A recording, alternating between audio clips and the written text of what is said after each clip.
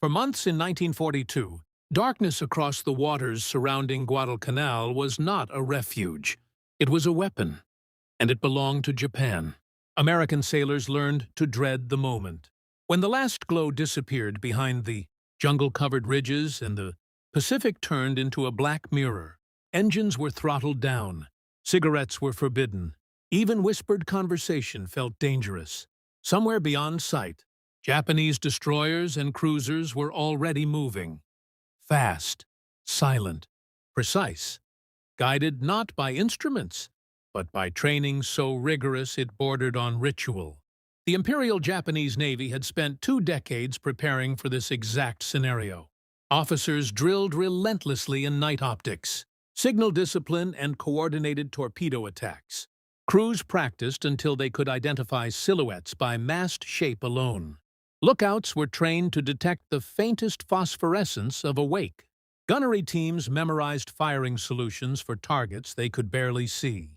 Their doctrine assumed that a decisive fleet battle would occur at night, when surprise and aggression could shatter a numerically superior enemy. By 1942, that doctrine was no theory. It was proving itself in blood and steel across the Pacific. Early encounters around the island had been catastrophic for the United States Navy. At the Battle of Savo Island in August, Allied cruisers were caught unprepared in darkness. Japanese shells erupted without warning. Torpedoes struck before alarms finished sounding. Within minutes, burning ships illuminated the sea. Perfect targets for follow-up salvos. Hundreds of sailors were trapped below decks as vessels capsized or exploded. Survivors later described the sensation as fighting ghosts. Enemy ships appeared suddenly out of blackness, fired with devastating accuracy, and vanished again into smoke and night. Radio confusion compounded the chaos. Identification failures led to hesitation at exactly the wrong moment. Searchlights, when used, often revealed the user more than the target.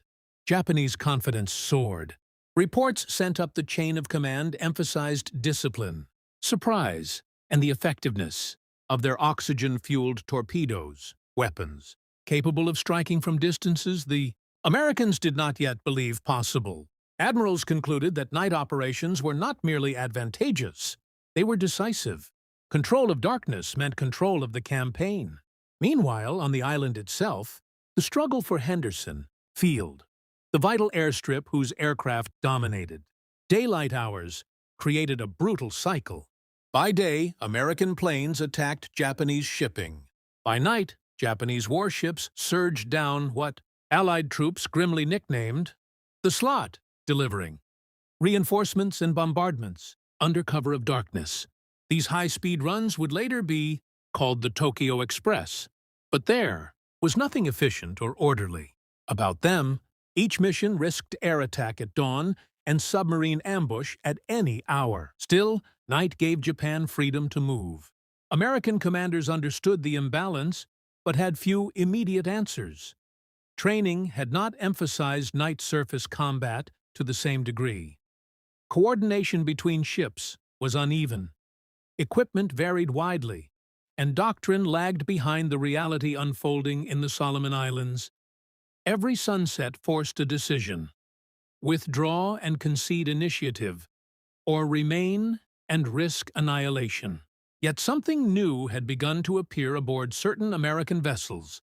Bulky antenna arrays mounted high above the decks, emitting signals no human eye could detect. Operators sat in dim compartments, staring at glowing screens, interpreting pulses and echoes that represented ships beyond visual range. Many senior officers did not fully trust the system. Some saw it as experimental, even unreliable. But it worked, sometimes uncannily so. On several occasions, radar operators reported contacts long before lookouts saw anything. Bearings and ranges could be plotted, even when smoke, rain squalls, or total darkness obscured the horizon. In theory, guns could be aimed using data rather than sight. In practice, integrating this information into the chaos of battle required training, confidence, and decisive leadership. At first, the advantage was subtle. A ship might alter course minutes earlier than expected. A formation might avoid surprise by a narrow margin. Skeptical officers began to reconsider when radar warnings proved accurate again and again. Japanese commanders, however, remained largely unaware of the scale of this technological shift. Their own night-fighting doctrine emphasized optics and human skill, not electronic detection. Success had reinforced belief in traditional methods. If anything, early victories confirmed that training and aggressive spirit were sufficient. Then came engagements where the pattern changed. American ships began firing before Japanese forces realized they had been detected. Salvos landed with startling precision despite the absence of searchlights. Maneuvers that once achieved surprise now ran into prepared defenses. In some encounters, Japanese vessels found themselves under accurate gunfire, while still unable to visually identify the enemy. Confusion crept into after-action reports. How had the Americans known where to aim? Why were formations being intercepted at sea rather than near their targets? Why did darkness no longer guarantee invisibility?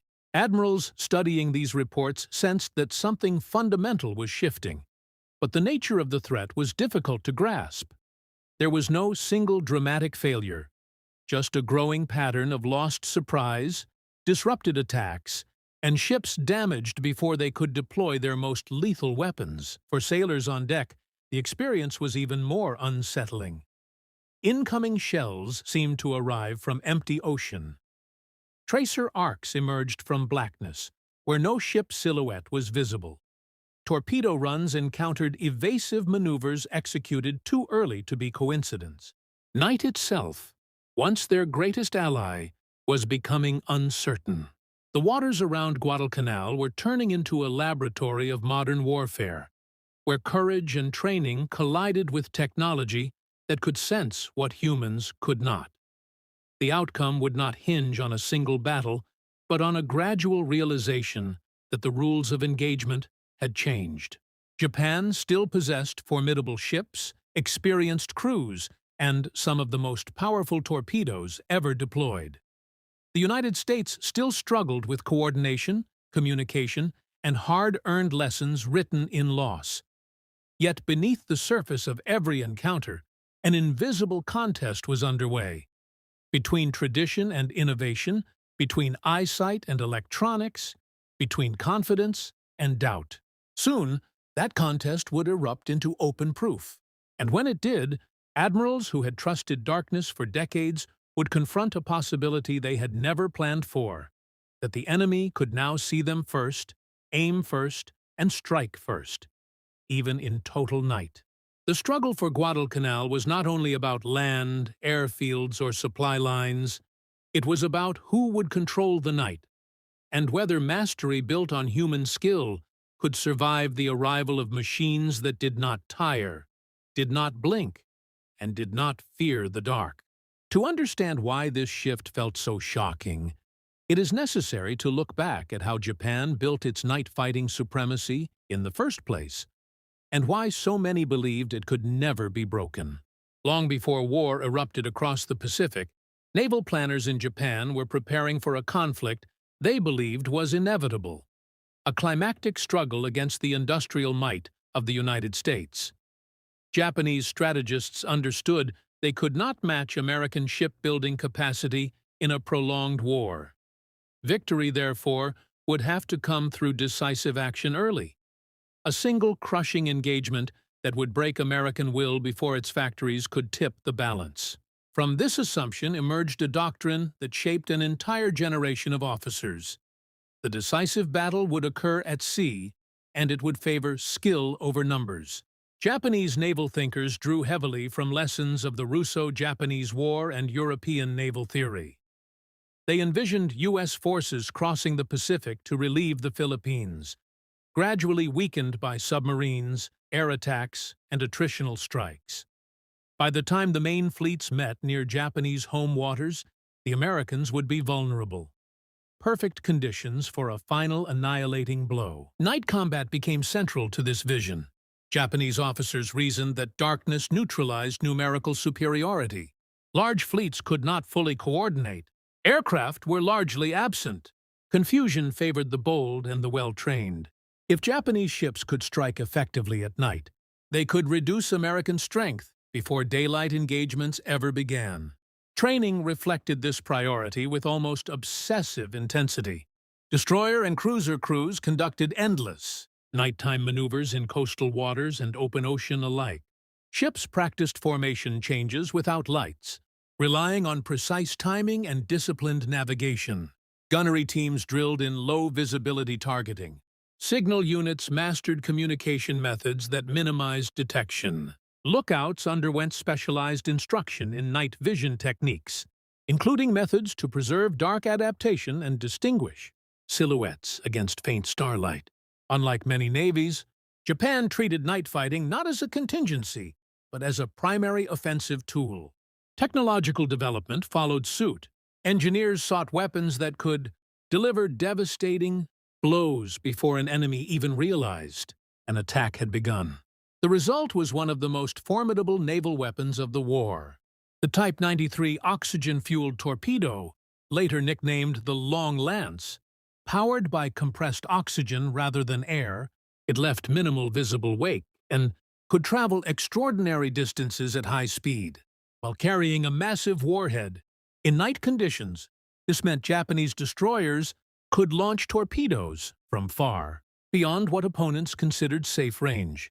An enemy formation might believe itself secure, only to suffer explosions minutes later with no warning of the attack's origin.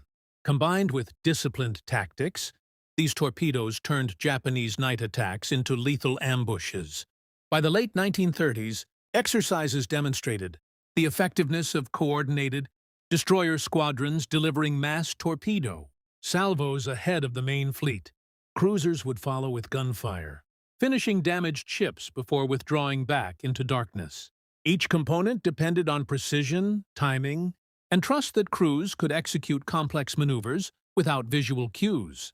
Confidence grew with every successful drill. Equally important was the cultural dimension. Japanese naval ethos emphasized aggressiveness, endurance, and willingness to close with the enemy.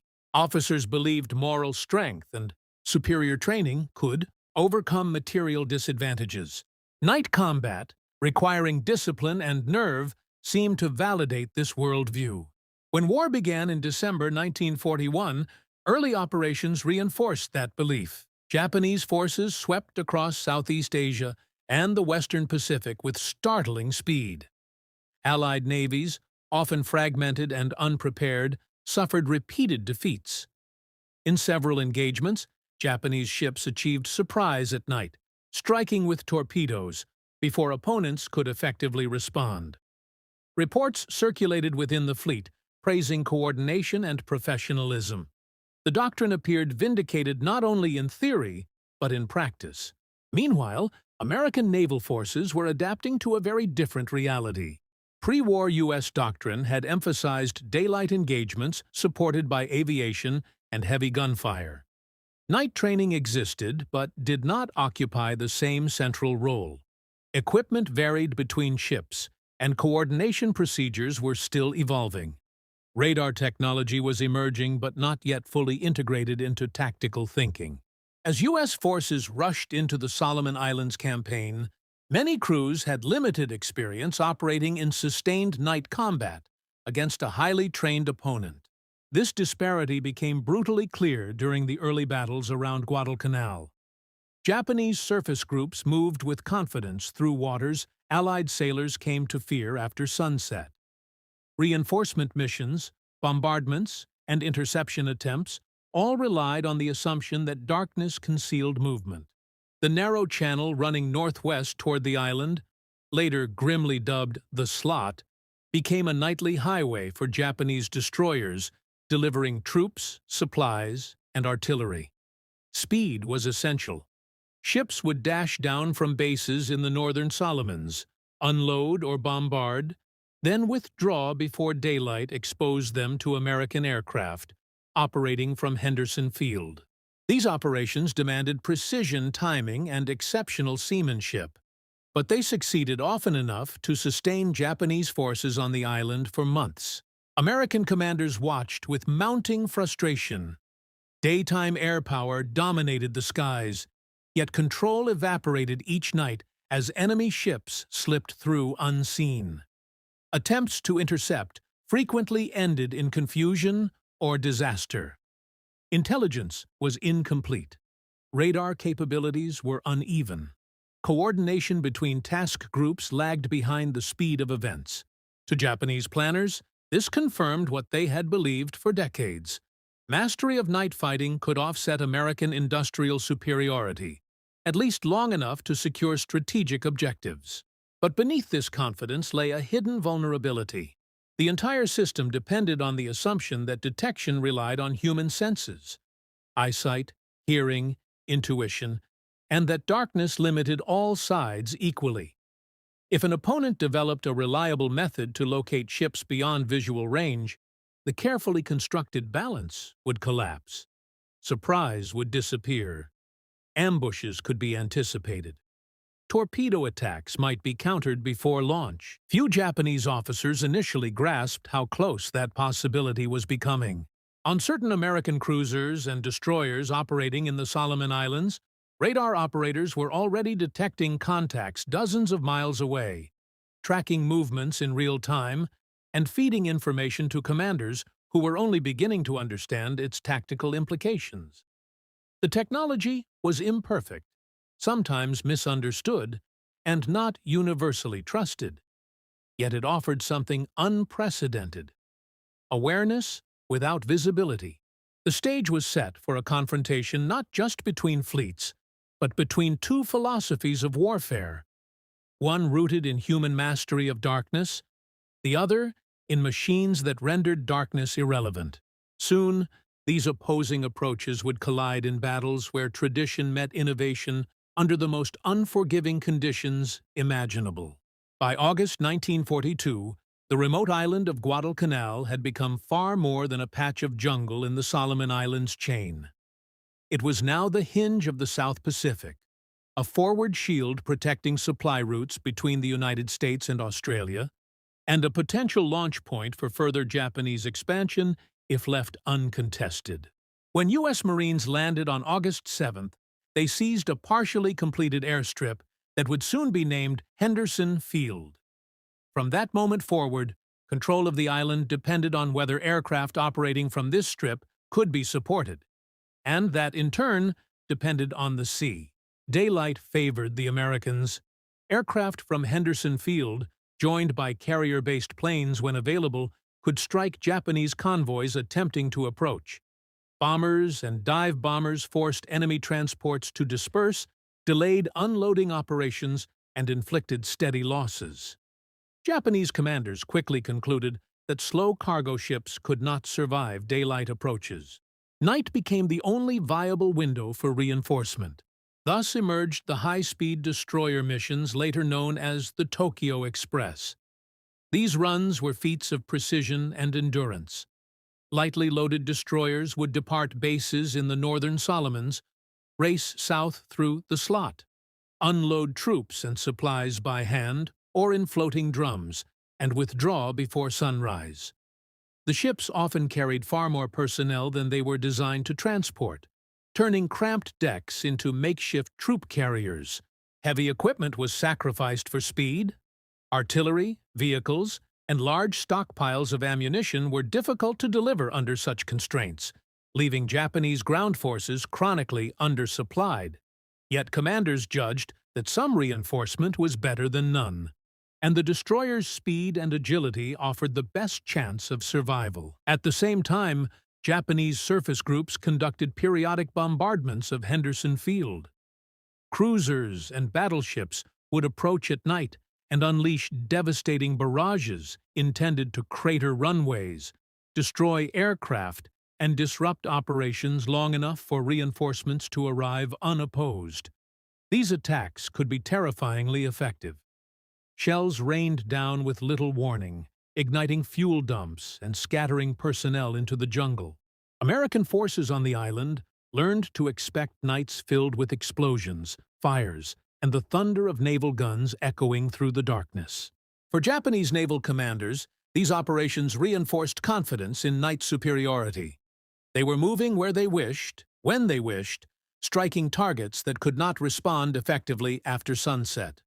Reports emphasized successful deliveries, effective bombardments, and minimal losses compared to what daylight operations would have incurred. Yet the situation at sea was beginning to shift in subtle but critical ways. U.S. naval task forces assigned to protect Guadalcanal were increasingly equipped with radar sets capable of detecting ships well beyond visual range. Initially, integration of radar into tactical decision-making was uneven. Some commanders relied heavily on it. Others preferred traditional methods, uncertain of the new technology's reliability. Communication between radar operators and bridge officers could be slow or misunderstood, especially under stress. But experience was accumulating rapidly, often purchased at high cost. After early disasters, American crews began to refine procedures for night operations. Radar contacts were tracked continuously. Plotting teams translated electronic returns into estimated courses and speeds. Gunnery officers experimented with firing solutions based on instrument data rather than sighting through optics. Ships practiced maintaining formation using radar bearings instead of visual signals.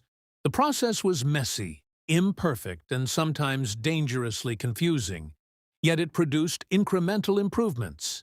Meanwhile, Japanese forces continued to rely on visual detection, flares, searchlights, and coordinated maneuvering. Their methods remained highly effective against opponents operating under the same constraints, but radar introduced an asymmetry they could not easily perceive. An American cruiser might already know a Japanese column's bearing and speed long before any lookout spotted a silhouette on the horizon. This meant the traditional sequence of night combat, approach, surprise, torpedo launch, gun engagement, could be reversed. Instead of initiating contact, Japanese ships increasingly found themselves reacting to unexpected fire. Salvos began landing earlier than anticipated. Maneuvers intended to close distance sometimes ran directly into prepared defenses. Torpedo spreads encountered ships already altering course. Even so, the inherent danger of night fighting ensured that victories and losses occurred on both sides. Radar did not guarantee success. Equipment failures, operator errors, and the chaos of battle could still produce disastrous outcomes for American forces. In several engagements, Japanese torpedoes struck with devastating effect, proving that their offensive power remained formidable. But the psychological balance was changing. Japanese officers began receiving reports describing engagements where the enemy fired without using searchlights, or where formations were detected in conditions that should have provided concealment. Some attributed these incidents to chance or exceptional lookout performance. Others suspected intelligence leaks or reconnaissance aircraft shadowing movements earlier in the day. Few initially grasped that a new sensing capability was fundamentally altering the battlefield. Compounding the problem was the strain on Japanese resources.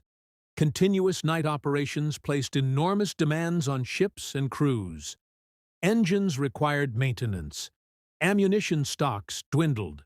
Fatigue accumulated as sailors endured repeated high-speed runs with minimal rest.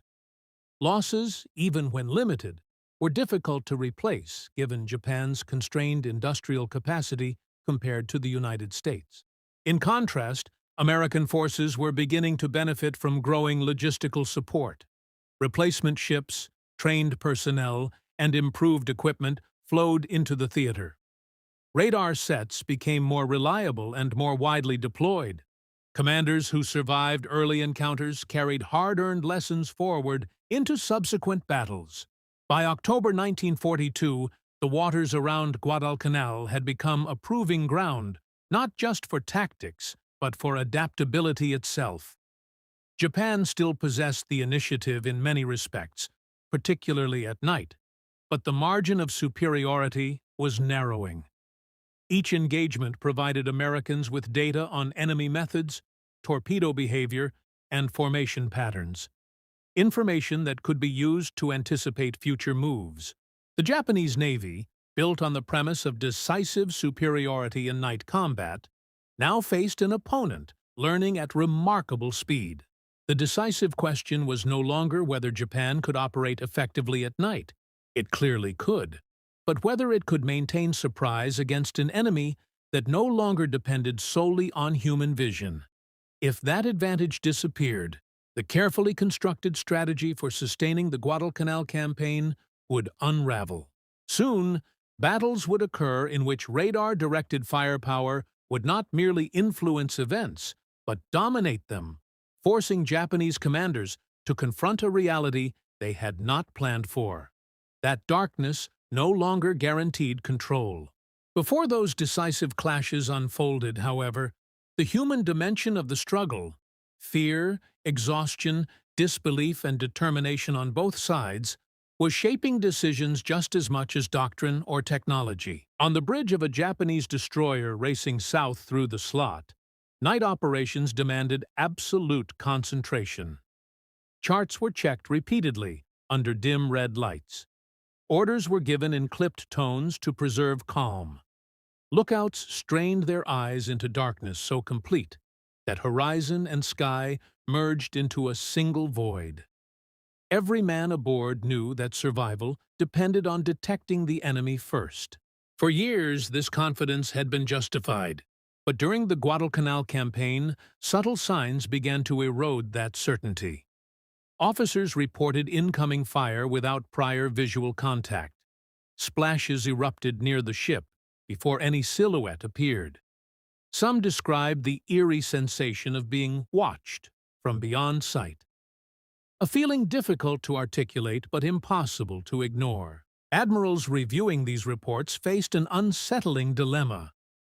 To admit that the enemy possessed a reliable, unseen detection method meant acknowledging that Japan's foundational tactical advantage might be compromised. Yet the pattern of incidents was too consistent to dismiss entirely. Among enlisted sailors, explanations were more immediate and visceral. Some blamed luck. Others suspected American aircraft had tracked them earlier. A few whispered about hidden patrol boats or submarines. The idea of electronic sensing remained abstract, unfamiliar, almost implausible. Across the water, inside American ships, the experience was radically different. Radar compartments were cramped, dim, and intensely focused environments. Operators sat before oscillating screens where bright blips represented objects invisible to everyone else aboard. Interpreting these returns required skill and judgment. Sea clutter, rain squalls, and equipment quirks could produce misleading signals. Yet when the pattern stabilized into a clear contact moving steadily across the display, tension surged through the compartment. Information flowed upward. Bearing, range, estimated speed. On the bridge, commanders faced a new kind of decision. Should they trust this unseen picture enough to maneuver aggressively? Should guns be trained on coordinates rather than visible targets? Acting too soon risked revealing position or firing on false contacts. Acting too late could surrender the advantage. When the system worked, the results felt almost uncanny. Gunnery officers could order salvos fired into darkness, adjusting aim based on radar feedback as shells walked toward the target. Lookouts might still see nothing, yet explosions would bloom where the blips indicated. Crews accustomed to relying on sight struggled to reconcile what they heard and felt with what they could not see. This shift produced its own psychological strain. Confidence in machines had to replace centuries of naval tradition rooted in human observation. Training and repetition gradually built trust, but in the heat of battle, doubt never fully disappeared. Meanwhile, fatigue weighed heavily on both sides. Continuous night operations disrupted normal sleep cycles, leaving crews exhausted and jittery. Adrenaline spikes during engagements were followed by long hours of tense waiting. Mistakes became more likely. Reaction times slowed. Discipline frayed at the edges. For Japanese sailors, the emotional burden included the realization that missions, were becoming increasingly dangerous, without a clear explanation why. For Americans, stress stemmed from the knowledge that even with radar, a single torpedo could destroy a ship in seconds. The sea itself offered no comfort, only darkness, noise, and uncertainty. In this environment, morale hinged not on speeches or ideology, but on immediate survival.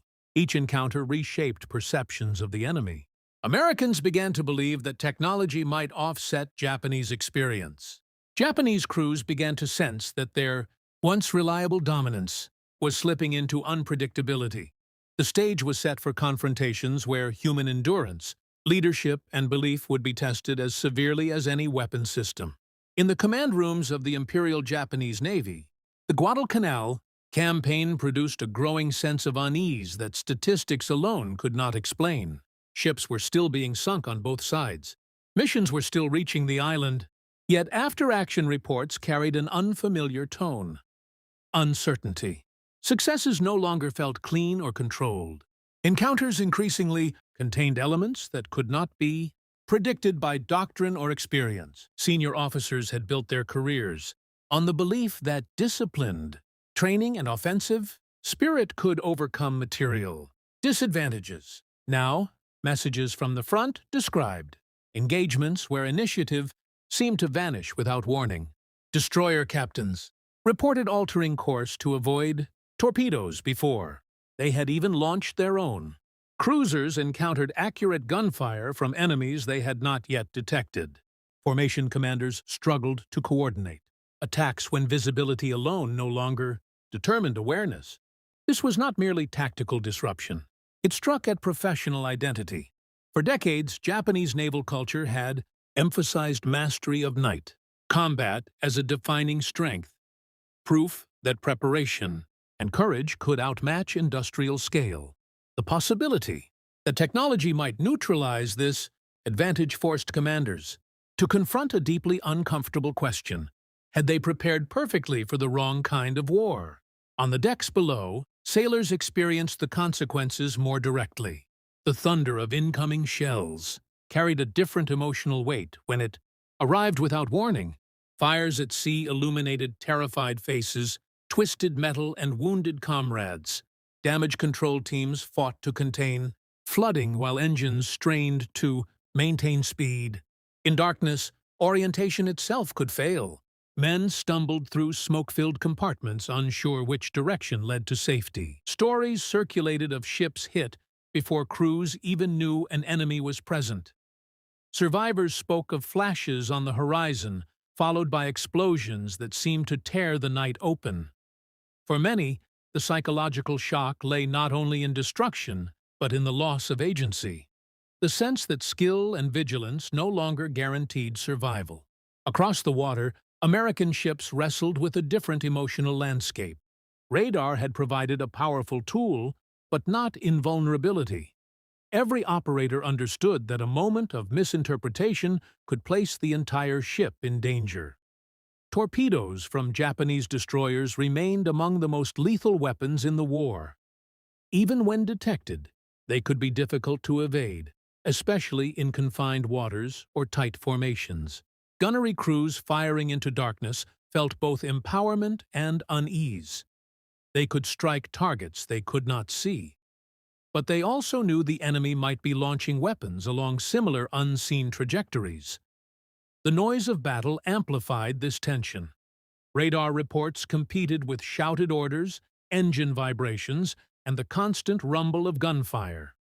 Smoke and cordite filled the air, turning decks into choking environments where visibility shrank to a few meters. Command decisions had to be made in seconds, often with incomplete information. Trust between officers and technical specialists became crucial. A captain who ignored radar warnings risked surprise. One who relied too heavily on them risked chasing ghosts. Yet, with each engagement where radar-guided actions produced tangible results, confidence grew. Crews began to believe that they possessed something fundamentally new, a way to break the cycle of ambush and reaction that had characterized earlier battles. Training intensified accordingly. Procedures were refined. communication protocols improved. The learning curve, steep and unforgiving, tilted gradually in their favor. Morale on Guadalcanal itself mirrored this shift. Marines and soldiers defending Henderson Field could hear the nightly bombardments offshore, but also sensed that naval support was becoming more effective. Reports of enemy ships damaged or turned back by American surface forces spread through the ranks, offering reassurance that the island was not isolated. Japanese ground troops, by contrast, endured worsening supply shortages as delivery missions became riskier. Hunger, disease, and exhaustion took a heavy toll. The inability to bring sufficient heavy equipment ashore limited offensive options. Soldiers waiting in jungle positions could hear distant naval battles at night, uncertain whether reinforcements would arrive or be lost at sea. Thus, the struggle extended far beyond ships. It shaped the physical and psychological state of thousands of men on land as well as water. Leadership on both sides faced immense pressure. Admirals had to balance the need to support ground operations with the risk of losing irreplaceable ships and experienced crews. Each decision carried strategic consequences. Sending forces forward might sustain the campaign or accelerate disaster. Holding them back might preserve strength or concede the initiative. By late 1942, it was becoming clear that the contest around Guadalcanal would not be decided by a single dramatic clash, but by cumulative strain. Technology, logistics, endurance, and morale were intertwining into a complex equation neither side fully controlled. What remained uncertain was when and where the tipping point would occur. Soon, a series of battles would compress months of tension into hours of violence, forcing commanders to act under conditions where hesitation meant defeat. In those moments, radar would move from a supporting tool to a decisive factor, reshaping the outcome of engagements that would determine the fate of the campaign. The darkness over the Solomon Islands was about to witness confrontations so intense that even seasoned sailors would struggle to comprehend them while they unfolded. On the evening of October 11, 1942, a U.S. task force under Rear Admiral Norman Scott moved cautiously northwest of Guadalcanal toward Cape Esperance. Intelligence indicated that Japanese ships were approaching to bombard Henderson Field and deliver reinforcements. Previous encounters had shown how dangerous such missions could be. Failure to intercept would leave the airfield vulnerable and prolong the struggle on land. Scott's formation included cruisers and destroyers equipped with radar. Not uniformly advanced, but sufficient to provide early warning if used effectively. The challenge lay in translating electronic contacts into coordinated action. Formation discipline had to be maintained in darkness while preparing for sudden combat at close range. Shortly before midnight, radar operators began detecting contacts to the northwest. The signals indicated multiple ships approaching in column formation, a classic Japanese configuration for night operations. Bearings and ranges were relayed to the flagship, plotted carefully to estimate the enemy's course. Scott maneuvered to cross the Japanese line of approach, placing his ships in a position where their guns could bear effectively, while minimizing exposure to torpedoes. Communication remained tense. Uncertainty persisted about whether contacts represented friend or foe. Identification challenges had caused tragic mistakes earlier in the campaign. At approximately 23:46, visual confirmation followed radar reports as silhouettes emerged against faint starlight. Within minutes, American cruisers opened fire, unleashing broadsides guided initially by radar data. Shells struck Japanese ships almost immediately, igniting fires and disrupting formations that had not expected opposition so early. Japanese commanders aboard the targeted vessels reacted with shock. Their approach had been planned as a surprise operation. Instead, they were under accurate fire before launching a coordinated attack. Confusion spread as ships attempted evasive maneuvers in limited visibility while trying to determine the enemy's disposition. Torpedoes were fired, but coordination suffered. Some vessels turned to avoid collisions. Others attempted to return fire without clear targeting information. Searchlights flickered on briefly, revealing silhouettes, but also exposing their users to concentrated gunfire. The engagement devolved into a chaotic, close-range battle illuminated by explosions and burning ships. American gunners, benefiting from radar-assisted targeting, continued firing even as smoke obscured visual cues. Japanese ships sustained heavy damage, including the loss of key commanders. Eventually, surviving vessels disengaged and withdrew northward, abandoning the planned bombardment. Although not a flawless victory, friendly fire incidents and coordination problems occurred, the battle demonstrated something unprecedented.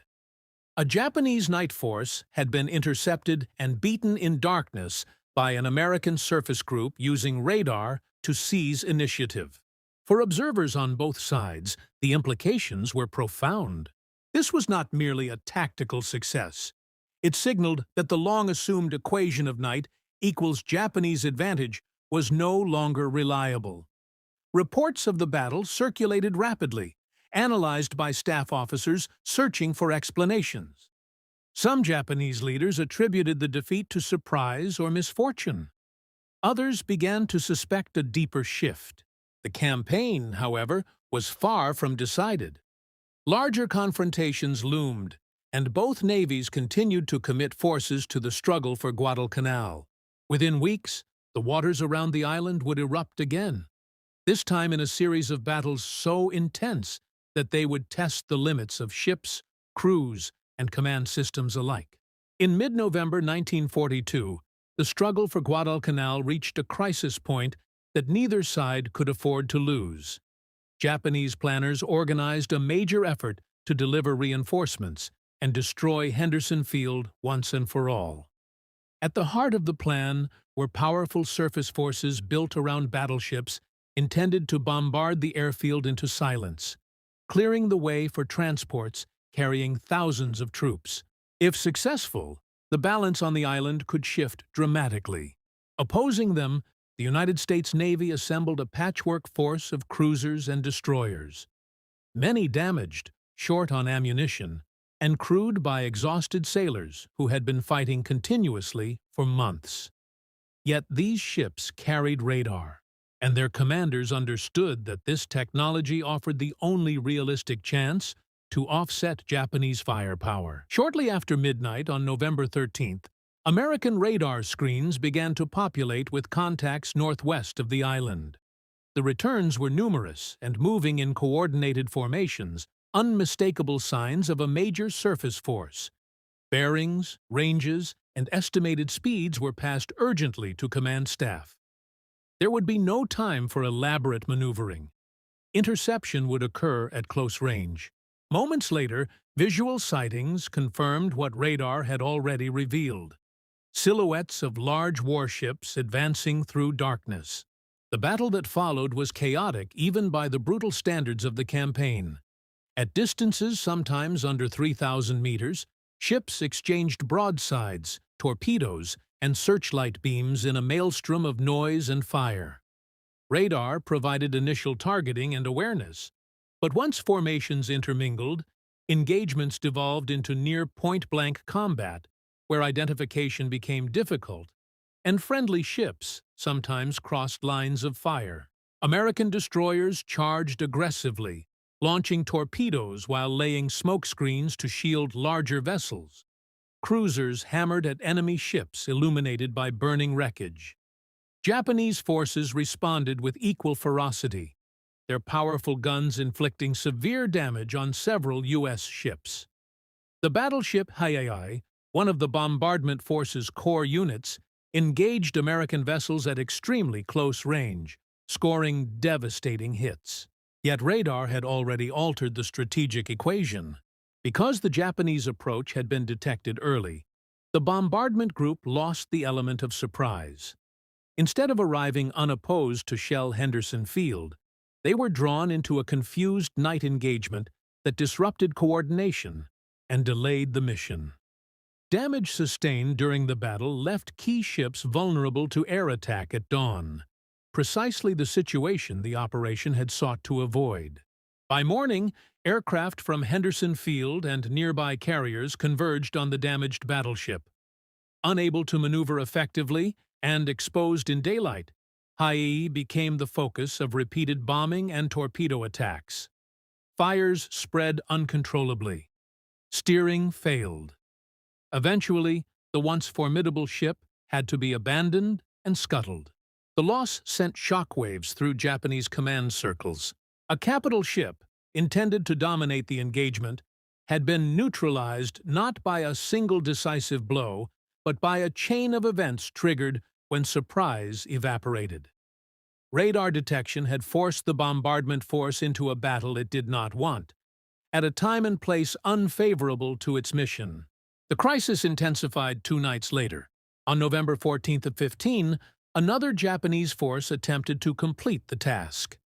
This time, U.S. battleships equipped with more advanced radar, including the modern fast battleship Washington, were waiting. As the opposing fleets converged in darkness, radar again provided the Americans with precise tracking of enemy movements long before visual contact.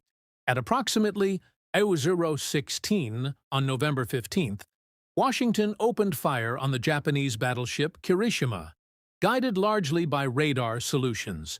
Salvo after salvo struck with devastating accuracy.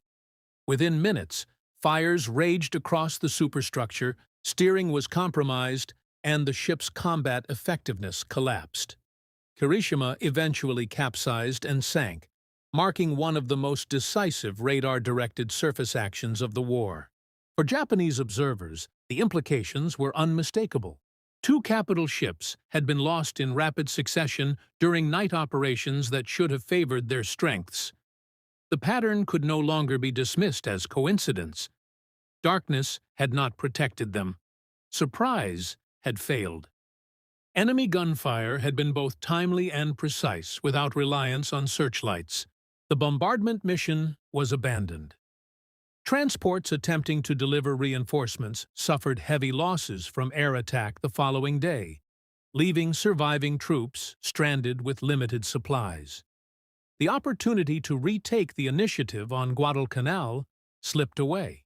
Across the Pacific, naval analysts began to recognize that a turning point had occurred. Radar had not made ships invulnerable, nor had it eliminated the dangers of night combat, but it had shifted the balance from instinct and eyesight toward information and coordination. Commanders who could see the unseen gained the power to dictate engagements.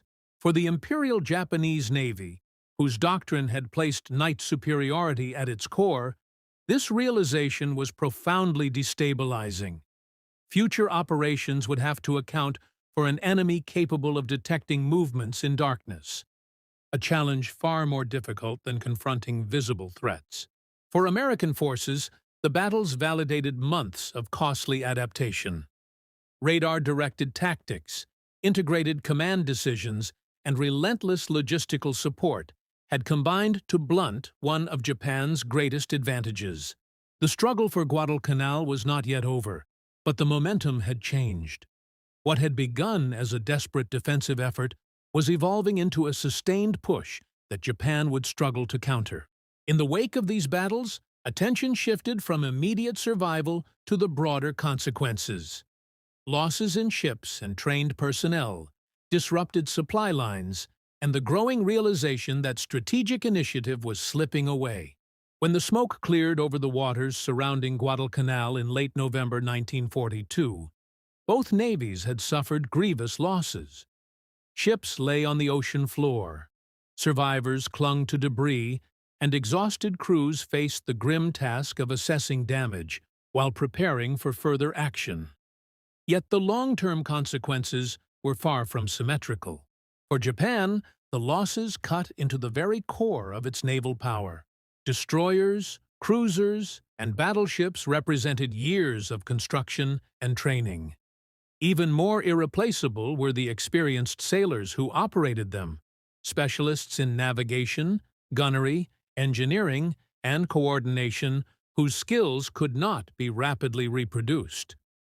Japan's industrial base lacked the capacity to build and crew new ships at the pace required to sustain prolonged attrition. The sinking of the battleships Hiei and Kirishima carried symbolic as well as practical weight. These were not minor vessels, but capital ships central to fleet operations.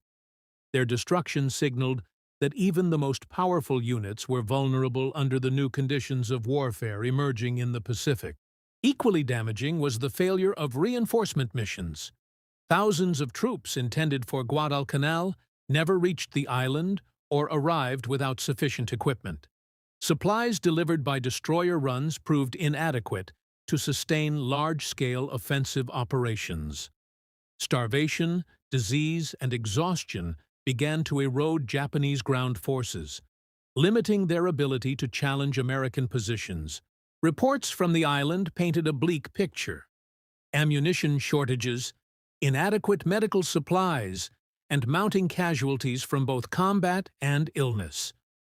Without reliable resupply, defensive positions became increasingly fragile. Commanders faced the prospect of holding territory they could neither reinforce nor evacuate easily. Meanwhile, the United States leveraged its industrial strength to offset losses. Damaged ships were repaired and returned to service. New vessels entered the theater. Fresh personnel arrived with updated training that incorporated lessons learned from the campaign. Radar equipment improved in reliability and range, becoming standard rather than experimental. American morale, though tempered by heavy casualties, was bolstered by the knowledge that reinforcements were coming. The defense of Henderson Field held, ensuring continued air superiority during daylight hours. Each successful interception of Japanese shipping further tightened the logistical noose around enemy forces on the island. Psychologically, the campaign marked a shift from reactive defense to cautious confidence.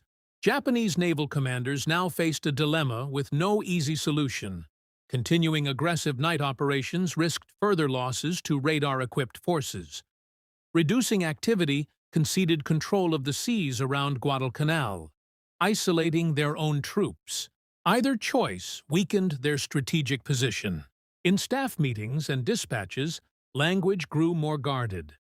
Optimistic projections gave way to sober assessments of capability. The assumption that night dominance could offset material disadvantage had been undermined, yet no alternative doctrine existed that could quickly replace it. The consequences of this shift would ripple far beyond the Solomon Islands, influencing planning across the Pacific as both sides prepared for the next phase of the war. By December 1942, the situation for Japan around Guadalcanal had shifted from precarious to untenable. What had once been framed as a bold effort to seize a strategic outpost was now consuming ships, aircraft, and trained personnel at a rate the empire could not sustain. Intelligence summaries presented to naval headquarters no longer spoke of victory through decisive engagement. Instead, they catalogued losses, dwindling supplies, and the growing strength of United States forces. The failure to neutralize Henderson Field proved decisive. As long as the airstrip remained operational, daylight belonged to American aircraft. Every Japanese convoy or bombardment force had to calculate the risk of air attack at dawn. Radar-directed night engagements had compounded this vulnerability by making even darkness unsafe. The narrow window in which operations could occur had effectively closed. Ground reports were grim. Japanese troops on the island suffered from severe malnutrition, tropical disease, and chronic ammunition shortages. Diaries recovered after the campaign described soldiers surviving on minimal rations, foraging in the jungle, and watching comrades succumb to illness. Medical facilities were overwhelmed, and evacuation was nearly impossible under constant threat from air and naval forces. Commanders faced a brutal reality. Continuing to reinforce Guadalcanal would likely destroy more ships without changing the outcome on land. In January 1943, Japanese leadership made the decision to withdraw. a reversal of the expansionist momentum that had characterized the early months of the Pacific War. The evacuation plan, executed under the codename Operation Key, relied once again on high-speed destroyers operating at night. Ironically, the very tactics once used to sustain the campaign were now employed to end it. Despite American awareness of ongoing activity, the evacuation succeeded in extracting over 10,000 surviving troops during a series of carefully timed runs. Radar-equipped U.S. forces attempted interceptions, but uncertainty about Japanese intentions and the speed of the operations allowed many ships to slip away. By early February, organized Japanese resistance on the island had effectively ceased. The campaign had ended not with a dramatic final battle, but with a quiet disappearance. Strategically, the implications were profound. Guadalcanal marked the first major land offensive by Allied forces against Japanese-held territory, and the first clear reversal of Japanese expansion in the Pacific. Control of the island secured vital sea lanes between the United States and Australia, enabling further operations up the Solomon Islands chain. For Japan, the psychological impact was severe. The aura of unstoppable advance had been shattered. Military planners could no longer assume that aggressive action alone would produce success. Future strategy shifted toward defense, fortification, and attempts to delay Allied progress rather than expand empire. American leadership interpreted the victory as proof that coordinated air, naval, and ground operations, supported by industrial output and technological innovation, could overcome even highly trained opponents. Lessons from Guadalcanal influenced planning for subsequent campaigns, from the Central Pacific Drive to operations in New Guinea. Loss figures underscored the scale of the struggle. Japan lost dozens of warships sunk or damaged, hundreds of aircraft, and tens of thousands of personnel killed, wounded, or incapacitated by disease. American forces also suffered heavily, with significant ship losses and thousands of casualties, but replacement capacity ensured that these sacrifices did not cripple long-term operations. Contemporary reports from commanders captured the somber tone of victory. One U.S. naval officer described the campaign as a brutal test of endurance rather than a triumph of maneuver, emphasizing the relentless nature of the fighting. Japanese accounts often focused on the courage of individual units, while acknowledging the impossibility of sustaining operations under such conditions. In retrospect, Guadalcanal represented more than a tactical success. It marked the moment when the balance of initiative in the Pacific began to shift decisively toward the Allies. Radar, logistics, air power, and sheer production had combined to neutralize advantages that had once seemed insurmountable. The waters around the island, once dominated by Japanese night operations, now lay under increasing Allied control. Supply convoys moved with greater security. Airfields expanded. Preparations began for new offensives pushing ever closer to Japan's defensive perimeter. What had been a desperate struggle for survival transformed into the opening chapter of a long advance. Yet beyond strategy and statistics lay a deeper significance. Guadalcanal revealed how modern warfare was evolving, how technology could overturn doctrine, how endurance could outlast early victories, and how the human cost of such campaigns reshaped nations long after the guns fell silent. These lessons would echo throughout the remainder of the war and beyond, influencing not only military planning, but the very understanding of how industrialized conflict would be fought in the 20th century. The battles around Guadalcanal marked the quiet end of a naval age built on eyesight, instinct, and the assumption that human mastery of environment could decide wars at sea. For decades, officers in Japan had prepared to fight and win in darkness through discipline and courage. They had done so with remarkable skill, but Guadalcanal demonstrated that even the finest training could be overtaken by technological change. Radar did not eliminate bravery, sacrifice, or the chaos of battle. Ships still burned, sailors still drowned, and decisions still carried life-or-death consequences. What changed was the nature of awareness. The ability to detect an unseen enemy shifted combat from a contest of perception to a contest of information. Those who could gather, interpret, and act on that information fastest gained the initiative. For the United States, Guadalcanal proved that adaptation could compensate for early setbacks. Industrial strength provided tools, but learning how to use them under fire required resilience and humility. Each failure became instruction, each survival, a foundation for improvement. For Japan, the campaign exposed the limits of a strategy that relied on decisive victories without accounting for prolonged attrition. The loss of ships and experienced crews could not be reversed, and the transition to a defensive posture conceded momentum that would never fully return. Beyond national perspectives, Guadalcanal revealed something universal about modern warfare. Technology and logistics often shape outcomes as profoundly as tactics or heroism. Control of supply lines, airfields, and production capacity determined which side could endure the relentless demands of total war. Today, the waters are calm again. Jungle has reclaimed battle sites. Wrecks rest silently on the ocean floor, visited only by currents and occasional divers. Yet the legacy endures, not only in history books, but in the doctrines of navies that now assume electronic detection as fundamental rather than revolutionary. Guadalcanal did not end the war, but it changed its direction.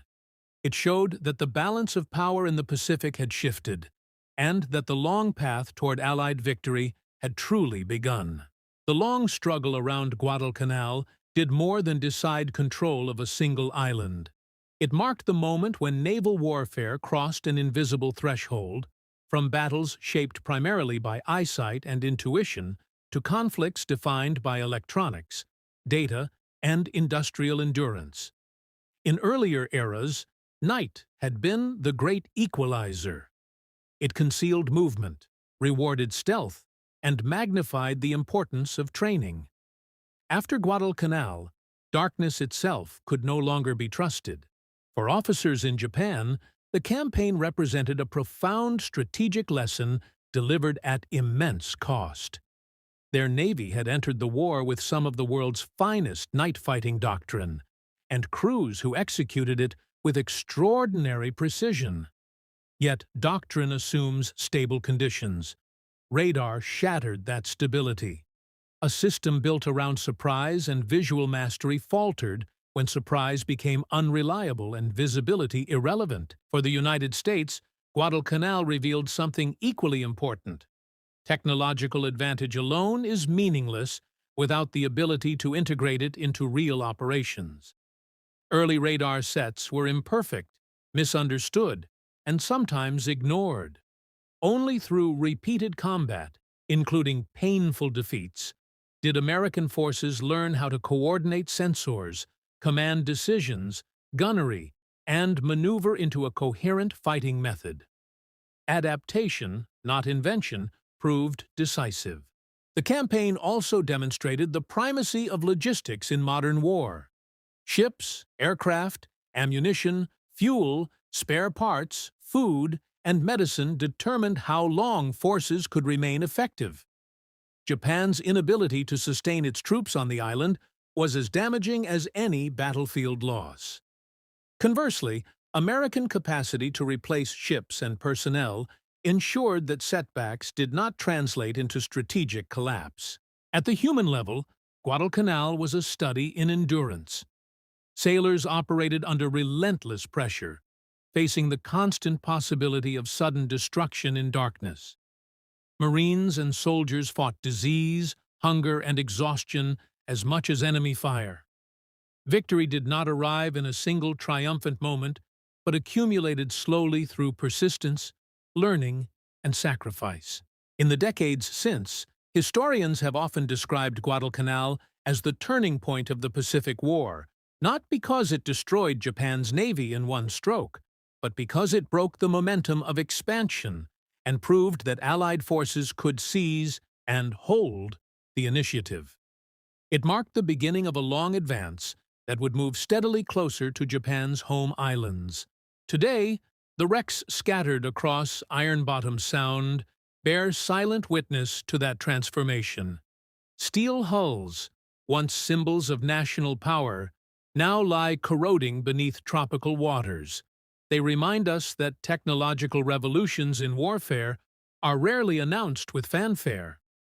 They reveal themselves through outcomes that, in retrospect, seem inevitable, but at the time felt uncertain and chaotic. Guadalcanal endures as a testament to a simple, sobering truth. In modern conflict, victory belongs not to those who prepare perfectly for the last war, but to those who learn fastest during the current one.